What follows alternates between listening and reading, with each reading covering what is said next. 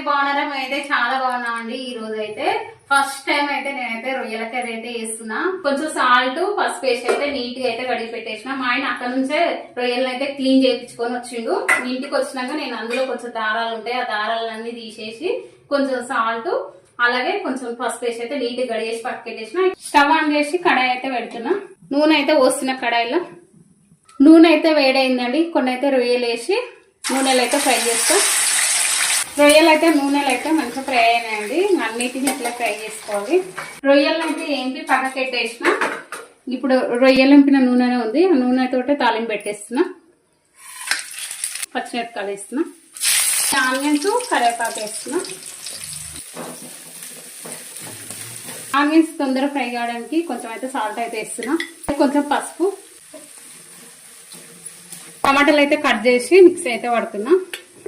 Onions అయితే fry అయినాయి. టమాటా paste అయితే వేస్తున్నా. నూనె పైకి తేలేదాకా మగ్గ పెట్టాలి. నూనె అయితే మంచిగా పైకి తేలింది. అల్లం పేస్ట్ అయితే వేస్తున్నా. కారం అయితే వేస్తున్నా. కొంచెం సాల్ట్ అయితే వేస్తున్నా. కారం అల్లం వెల్లిగడ్డ పేస్ట్ అయితే మంచిగా మగ్గాలి ఇక నూనెలో. టమాటా పేస్ట్ అయితే మంచిగా నూనెలో అయితే మగ్గిందండి. ఇప్పుడైతే రొయ్యలు అయితే వేస్తున్నా. రొయ్యలు అయితే టమాటా పేస్ట్ లో కొంచెం సేపు మగ్గిన తర్వాత వాటర్ అయితే పోస్తా. వాటర్ అయితే పోస్తున్నా.